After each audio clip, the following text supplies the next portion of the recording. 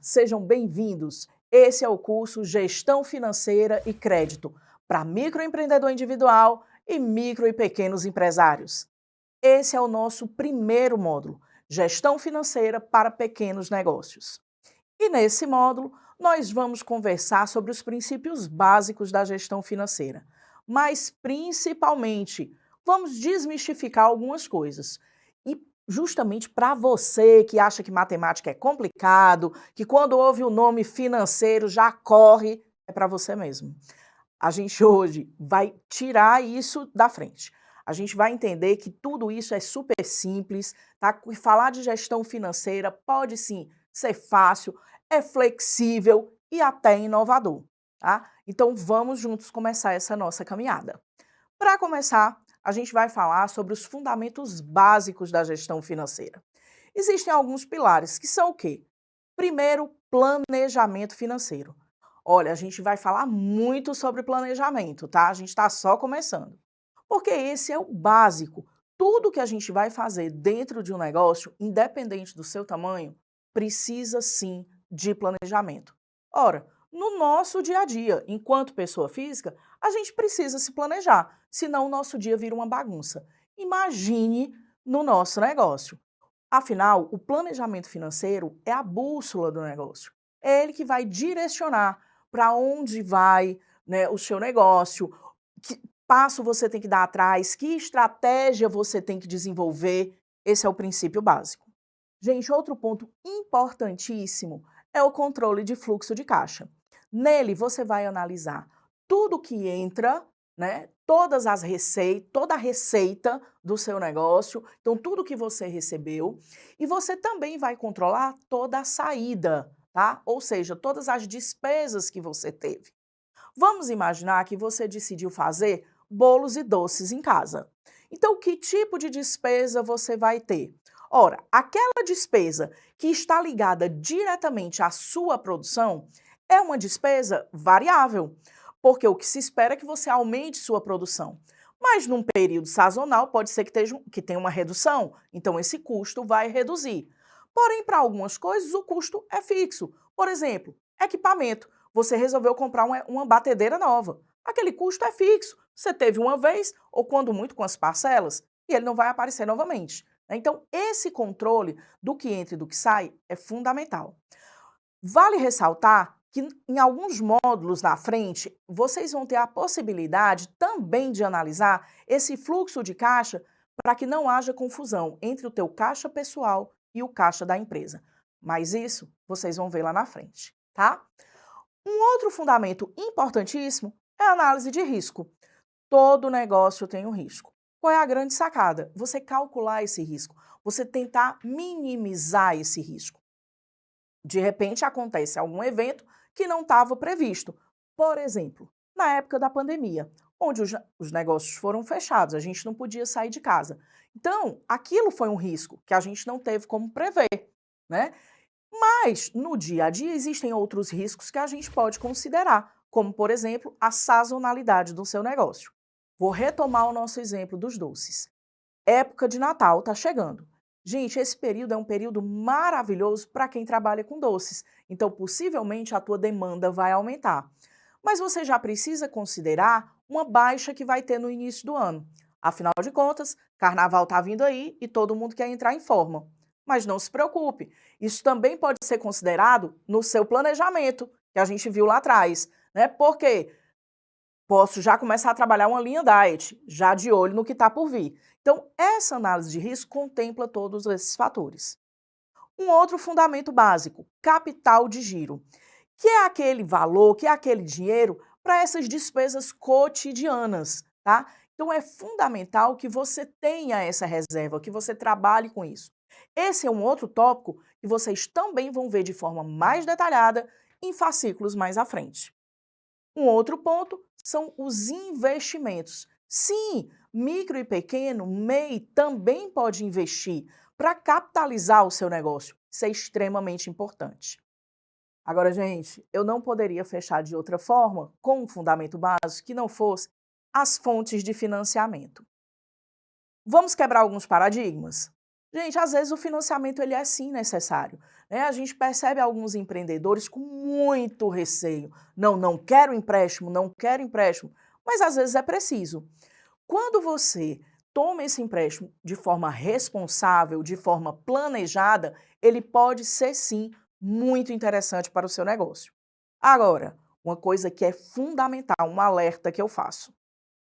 Procure as fontes oficiais para tomada de crédito, tá? Nós temos aí Banco do Nordeste, Banco do Brasil, Caixa Econômica, BNDES, fintechs, os bancos sociais, tá? Então é fundamental que vocês busquem linhas oficiais. O governo do estado do Ceará, através da SDE, através da ADES, também podem te dar suporte para esses financiamentos, né? Uma coisa que você deve fugir, eu faço alerta máximo aqui. Fuja do agiota, tá? Não existe um controle oficial e nós sabemos muito bem que as taxas de juros são exorbitantes. Então eu reforço, procurem as linhas oficiais e analise se de fato você está precisando desse crédito e a forma como você vai utilizar, tá? E daí eu saliento, mais uma vez, a importância do planejamento e o uso desse crédito com responsabilidade. Bom, agora a gente vai para um outro ponto extremamente importante, que são aí os pilares da gestão financeira.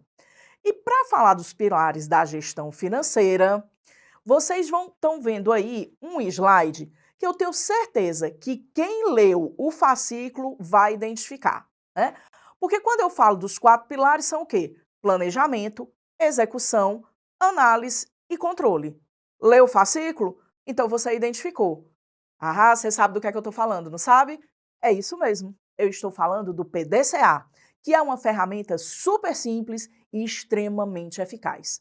E olha a gente desmistificando a gestão financeira. Eu não prometi que ia ser simples? Vai ser. O PDCA, gente, ele fala justamente disso. É essa ferramenta que vocês estão vendo aí, que significa o quê? O P é de planejar. Ou seja, eu vou identificar os problemas da empresa, não só os problemas, eu vou identificar onde eu quero chegar, quais os resultados eu quero alcançar, e tudo isso vai compor o meu planejamento. Tudo isso tem que ser visto. Daqui a pouquinho, a gente vai ver uma ferramenta muito legal e muito simples também, que vai te ajudar a fazer esse planejamento, tá? Na sequência, eu planejei, eu vi exatamente que passo eu ia tomar, todo o passo a passo. E aí eu vou fazer o quê? Vou partir para ação. Não adianta eu ficar eternamente planejando sem agir. Então, o D do PDCA vem do inglês do, que significa fazer, agir, tá? Nessa ação eu vou fazer o quê? Vou colocar em prática tudo que você viu no planejamento. Então, tudo que você planejou, você coloca em prática agora, certo? Na sequência, você vai para onde? Para o C de checar, de check. Planejou, agiu. Só que você tem que estar acompanhando esse resultado. E aí, deu certo ou não deu? Aqui eu faço um alerta. O PDCA, gente, ele é uma ferramenta dinâmica. Eu tenho que estar constantemente fazendo esse círculo girar. Não adianta planejar sem agir. Não adianta planejar, agir, se eu não acompanho, se eu não checo, se aquele resultado está ou não dando certo. Na sequência, o ACT, de agir, que é exatamente o quê? Implementar melhorias nesse planejamento. Planejei, fiz, acompanhei, chequei e deu errado. Ah, para tudo e a gente vê só no próximo mês. Não! Se você checou e deu errado, implementa uma solução. Se for o caso, refaça o seu planejamento. Isso não tem problema nenhum, tá? Ah, mas eu refiz o meu planejamento várias vezes no mês. Ok, isso vai te ajudar a chegar no resultado ideal. Então, volto a dizer, esse circuito do PDCA, ele é vivo. Você tem que manter esse círculo girando realmente. Então, a cada vez que você planeja, você faz, você checa e você age em cima desses resultados, ok? Agora, nós vamos para onde? Nós vamos para a ferramenta que eu prometi para vocês. Lembra que eu prometi uma ferramenta para ajudar no planejamento? E é uma ferramenta super simples, tá, gente? Essa ferramenta, ela se chama 5W2H. Não é complicado não, é super fácil. Vocês estão vendo essa tabelinha aí? Pronto. Você pode fazer essa tabela. Ah, mas eu não tenho Excel, eu não tenho um sistema. Sem problemas. Você vai pegar uma folha de papel e vai dar para fazer. Essa é uma ferramenta simples que te ajuda no planejamento. Então vamos lá. De onde que vem esse nome 5W2H? Também vem do inglês.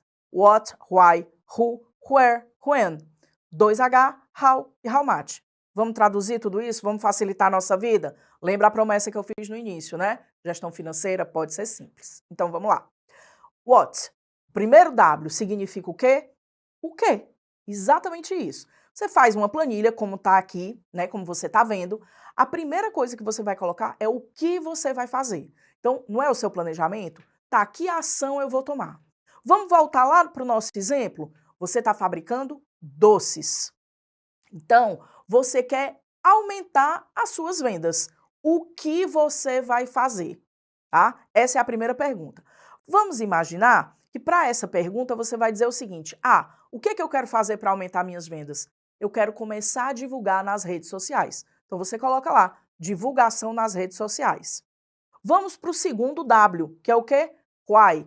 Por que você quer divulgar nas redes sociais? Ora, eu quero divulgar nas redes sociais porque eu vou ampliar meu público, né? Eu vou alcançar o maior número de pessoas. Aí a gente vai para o terceiro W, que é o who, que significa quem. Quem vai fazer isso? Quem vai ser o responsável por essa ação? Aí você vai dizer, ué, mas na minha empresa só sou eu, sou MEI, por exemplo, né? Tá, mas será que você tem jeito para rede social? Você sabe mexer na rede social? E, gente, aqui um alerta, isso também é importante. Às vezes a gente trabalha sozinho, mas a gente tem que identificar os nossos talentos, né? O nosso conhecimento, enfim. Será que eu consigo? Eu tenho habilidade para a rede social? Se você tiver, ok, então você é o responsável. Não tem essa habilidade? Quem pode te ajudar com isso? Né? Então você coloca quem vai fazer essa ação. Vamos lá para o quarto W, que é o where. Onde isso vai ser feito? Vamos imaginar que você escolheu como rede social um Instagram para trabalhar, tá? E você vai trabalhar essa rede social da sua casa, em home office. Ok, você já sabe aonde vai fazer. E aí a gente vai para o último W, que é o when. Quando isso vai ser feito? E aqui eu vou dar uma dica para vocês. Não confia na tua memória. Anota, põe na planilha. Quando isso tem que ser feito, tá? Se programe. Eu vou começar a trabalhar na minha rede social domingo. Vamos imaginar que você não tenha tantos pedidos no domingo, é você mesmo que vai trabalhar na rede social, então você coloca lá. No domingo você inicia esse trabalho no Instagram para aumentar o fluxo de clientes para você. E aí nós já vimos os 5 Ws, vamos para os 2 Hs. Então o primeiro H é o how. Como você vai fazer isso? E aqui, gente, eu dou um alerta. Para esse exemplo que a gente está trabalhando, é necessário alguns conhecimentos para trabalhar nessa rede social. Então, você vai fazer o quê? Eu vou desenvolver um card, por exemplo, utilizando uma ferramenta como o Canva. Só um exemplo, que é uma ferramenta gratuita. Então, você pode utilizar para desenvolver o seu card, para desenvolver as imagens, desenvolver os vídeos que você vai colocar na rede social que você escolheu, que no nosso exemplo foi o Instagram. Então, é como você vai fazer isso, né? A forma que você vai desenvolver. Então, desenvolvo os cards no Canva, depois eu faço esses cards para a semana toda ou para o mês todo e diariamente eu faço as postagens. Quantas postagens eu vou fazer por dia? Eu vou fazer uma postagem. E aí você vai delimitando, vai detalhando a forma que isso vai ser feito. E por fim, o último H, que é o how much, ou seja, quanto isso vai custar para você, tá? Tem algum custo? Gente, tudo que eu falei agora pode ser feito, nesse exemplo que nós usamos, sem custo nenhum, tá? Custo zero mesmo, né? Existe a possibilidade também de você investir valores até bem pequenos, né, nessas redes sociais, mas você pode testar. Começa e aí você vai testando e vendo o que fica melhor para você. Lembrando que todo custo você tem que lançar lá no seu fluxo de caixa, tá? Como saída, todo custo tem que aparecer lá, ok? Bom, esses são os 4 pilares e essa foi a nossa dica para você trabalhar planejamento, tá? Agora, a gente já está se encaminhando ao fim do nosso módulo, né? A gente viu que uma boa estrutura financeira, né, uma boa estrutura dessa gestão com os pilares é fundamental. E vocês viram também que são coisas simples e que tudo isso você pode fazer, você pode inserir no seu dia a dia, tá certo? Essas 2 ferramentas que eu trouxe para vocês, talvez muitos de vocês até já conheçam, tanto o PDCA quanto o 5W2H. E eles de fato funcionam, tá, gente? São eficazes, né? E vocês viram também que, assim, esses conceitos que a gente trabalhou aqui são conceitos base. Volto a dizer, mais à frente, nos próximos fascículos, vocês vão ver muitos desses conceitos de forma mais detalhada, tá certo? Nós estamos quase chegando ao final do nosso módulo. Mas antes de finalizar, eu quero conversar com vocês sobre mais uma coisa, que é a previsão de faturamento e previsão de despesas. Ué, mas como é que a gente vai fazer isso? Tem uma bola de cristal para fazer essa previsão? Infelizmente a gente não tem. Mas como é que a gente faz? Tem como fazer? Tem, um mínimo sim. Gente, previsão de receita e previsão de despesa é importante para saber o rumo que o teu negócio está indo, tá? Em geral, nós trabalhamos de que forma? A gente trabalha sempre com os 3 meses anteriores como base e o mesmo período do ano anterior, justamente para ter uma noção da sazonalidade, de como é que essa época do ano funciona, né? E os 3 últimos meses que são mais fiéis à realidade do teu negócio. Então, sempre que a gente vai fazer esse cálculo detalhadamente também vocês vão ver mais à frente, tá? Nos próximos módulos. Mas eu já adianto para vocês que tem sim como a gente fazer essa previsão. E é fundamental que você trabalhe isso. E essa previsão também é muito importante para a definição da sua meta. Ué, e pequeno tem meta? E MEI tem meta? Claro que tem. Se você não sabe onde você quer chegar, qualquer lugar tá bom. A gente viu isso no filme do País das Maravilhas, né? Então, gente, a gente precisa sim estabelecer uma meta. Todos nós precisamos de meta. E quem leu o fascículo deve lembrar, a tua meta ela precisa ser smart. O que é uma meta smart? É uma meta inteligente.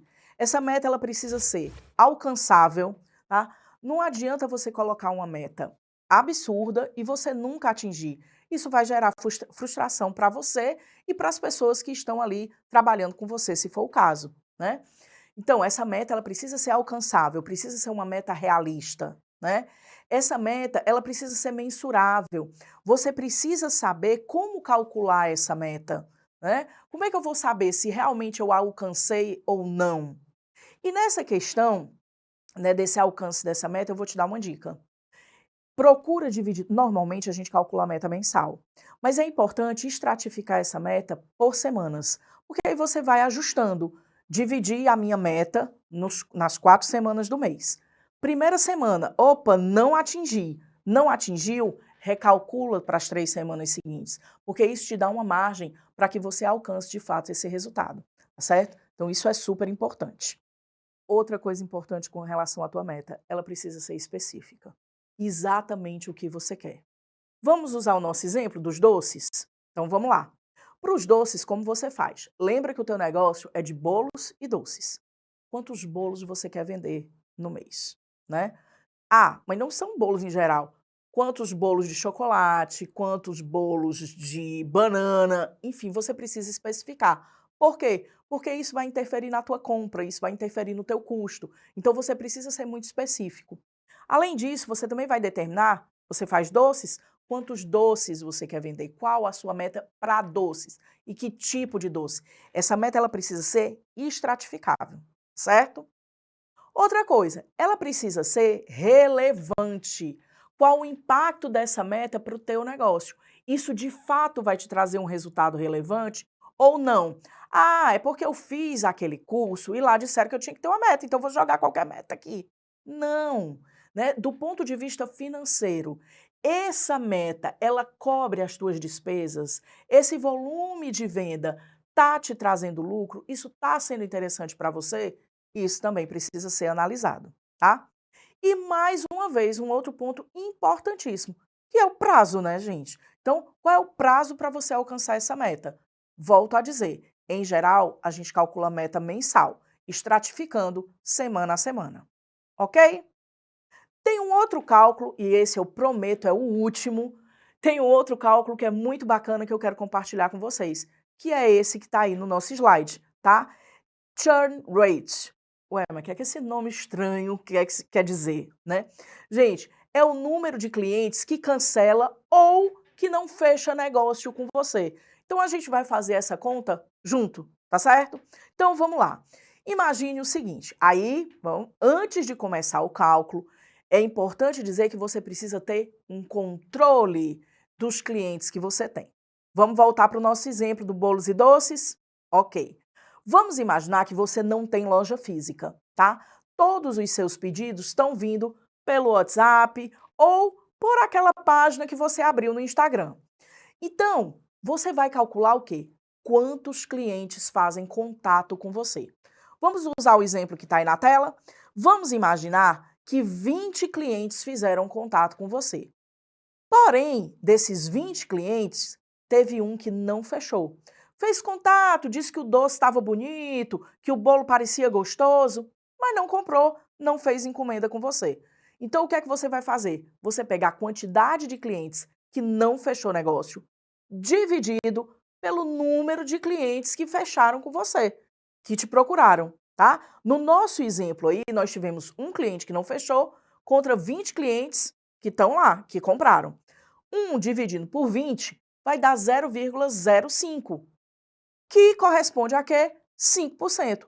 Ou seja, nesse nosso exemplo, nós tivemos um churn rate de 5%. Ou seja, 5% das pessoas que fizeram contato com você não compraram ou cancelaram, né, o pedido por algum motivo. Flávia, para que serve essa conta? Eu explico.